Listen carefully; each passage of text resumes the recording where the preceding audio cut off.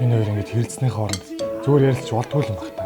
Эдний хэрүүлэг сонсохоор бүр хоол идэх ямар ч хүсэлгүй болчих юм аа.